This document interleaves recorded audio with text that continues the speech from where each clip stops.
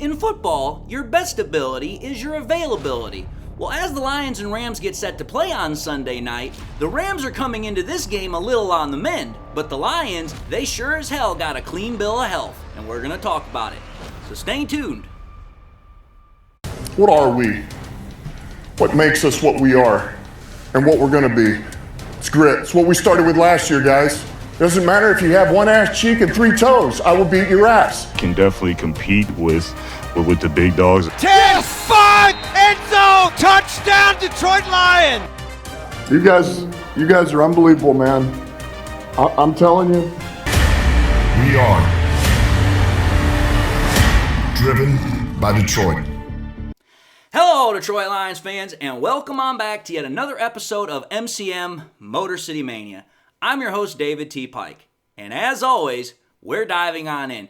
My friends, as we all know, when it comes to football, there is almost nothing more important than your ability to have your players healthy and available to play week in, week out. This is why teams spend a lot of money when it comes to their training programs. This is a lot of the reasons why they spend a lot of money on trainers, on weight rooms, dietitians, whatever you have. They are literally spending a lot of damn good money to make sure these players are in the best of condition and the best of health during the season. Because football is a very vigorous, it's a very rigorous sport that is going to put an immense amount of strain and toll on the body, which means that these players have got to be in the best of physical condition in order to compete every single week.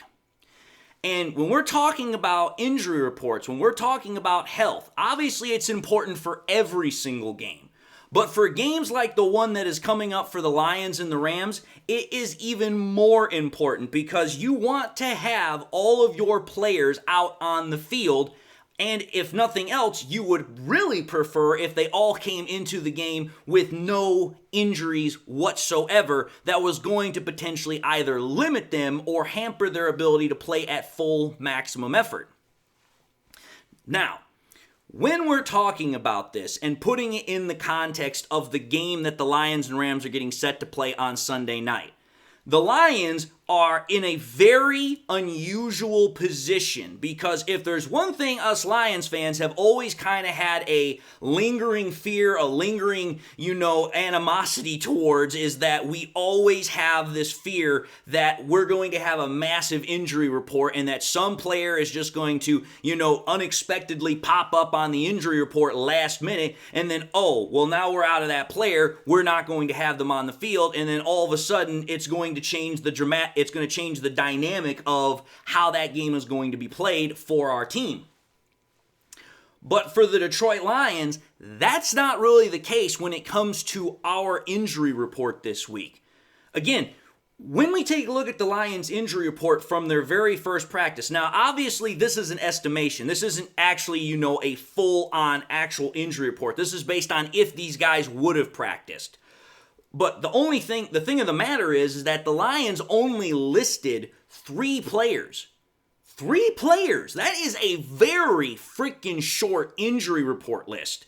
Because when you're talking about most teams, they usually will have like 5, 6 names, and it's usually small injuries or whatever. But the Lions literally only had 3 guys, and that was Ife Melifonwu, DJ Reader, and Strickland. And realistically, these are guys that either 1, we can live without, 2, we have sufficient depth to cover, or 3, we already had a suspicion they weren't going to play this first game anyway, so we'd already come to terms with that. We'd already accepted there was a chance that we might not have them in the first place. But the fact of the matter is, now we're seeing that there is a chance. And what I'm specifically referring to in this situation is DJ Reader. We don't know yet 100% whether or not DJ Reader is going to play or not. And furthermore, we don't know if he is going to play, if the Lions are going to try to limit him to only a certain amount of reps. If I'm being entirely honest, I don't think that would be the way Campbell would approach this. If Campbell's going to put a player out there, he's not going to typically put them out there on a snap count. He's going to be like, listen, are you fully able to go? Are you actually able to perform your job? Go out there and play your position to the best of your ability. And if that is more of a yes than a no, then the Lions are obviously going to activate that person so that way they can play.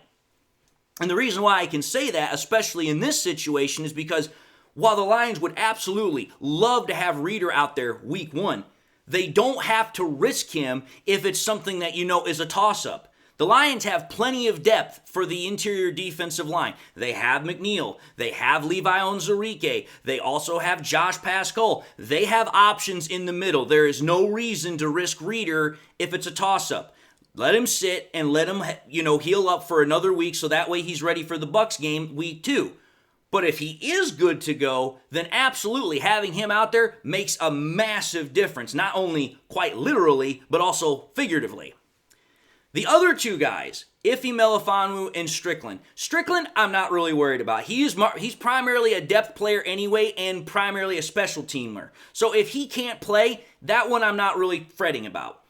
Ife, on the other hand, I would love it if Ife could play because Ife was showing a lot of great promise last year towards the end of the year, and I want to see him continue to do that. But again, same situation with DJ Reader.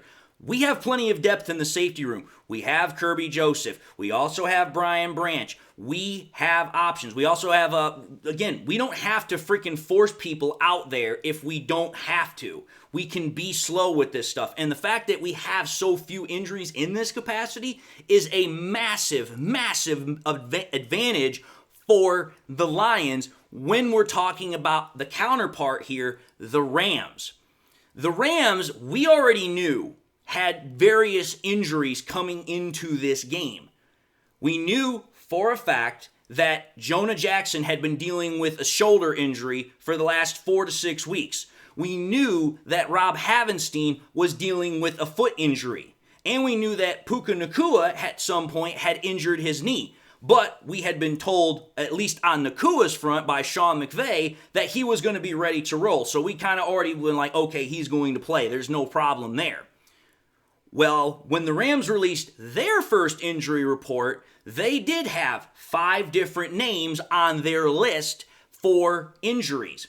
And that was obviously Jonah Jackson, Puka Nacua, Rob Havenstein, but there were 2 names on there that we were not necessarily expecting. And that's Darius Williams, the starting cornerback opposite of Tre'Davious White, and another cornerback in Kobe Durant. Now, why is this important here? Why am I saying with my title that the Lions having a clean bill of health is a huge edge over the Rams coming into this game, on the men, battered, whatever the case you'd like to call it? The reason why is a twofold reason. First and foremost here, the fact that you have, I'm going to start with Havenstein here. The fact that Rob Havenstein, the actual, description for his injury is an ankle injury, that right there, again, I've talked about it in the past on other episodes.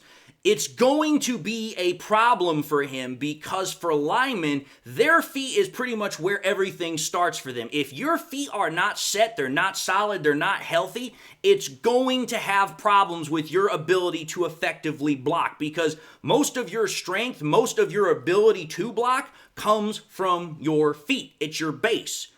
Well, for a tackle like Havenstein, who is going to be going up against, freaking our edge rushers, with his ankle being injured, and we don't know the severity of the injury, we just know that he was a limited participant in practice.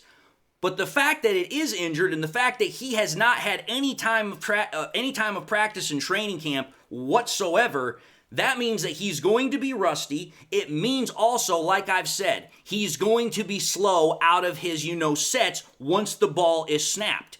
For a tackle, that is not good because you need to be able to kick back very fast so that way you can keep up with edge rushers. And if your ankle is already slowing you down and on top of that you haven't been practicing for a good long while, that is a massive problem, especially when the Rams are already having to shuffle their offensive line as it is due to, the suspension of their left tackle, Alec Jackson.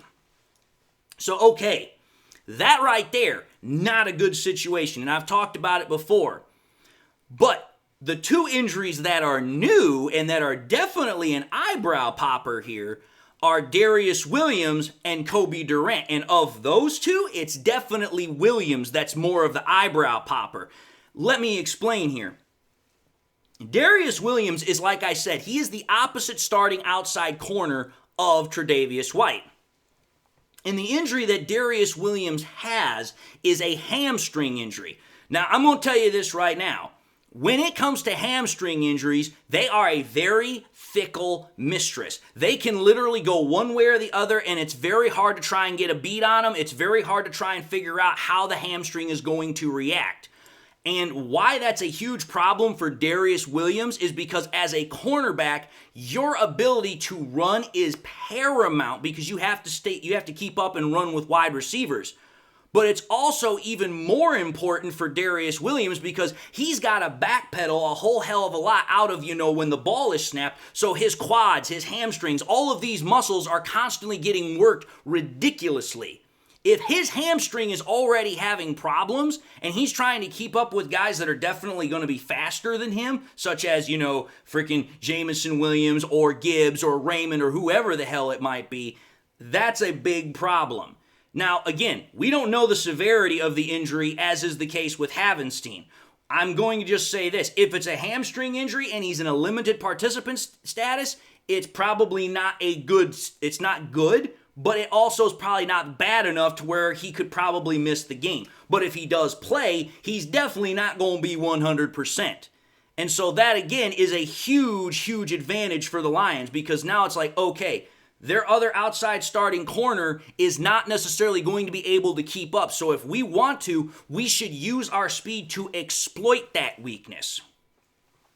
And then the fact that Kobe Durant, another cornerback, is also dealing with a hamstring injury, that also tells me that, hey, if Kobe Durant, he goes out and he, plays on a starting role or he's one of those first team backups or whatever the case might be, but he's out there on the field quite a lot, that, again, is going to be another issue for the Rams defense.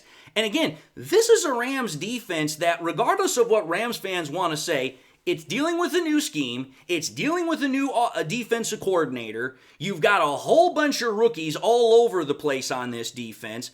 And on top of that, oh, that's right, your other starting cornerback, Tre'Davious White, oh, that's right, even though he's not on the injury report here, the last 2 years, he's dealt with an Achilles tear and an ACL tear. So the fact of the matter is that the Rams are not looking too particularly healthy when it's coming into this game. And especially when we're talking about positions like the offensive line, like the defensive secondary.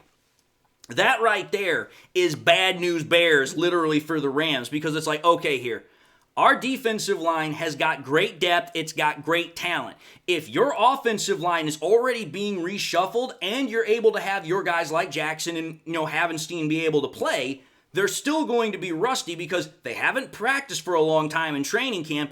But on top of that, they're still nursing an injury, whether it's slightly or still, moderately.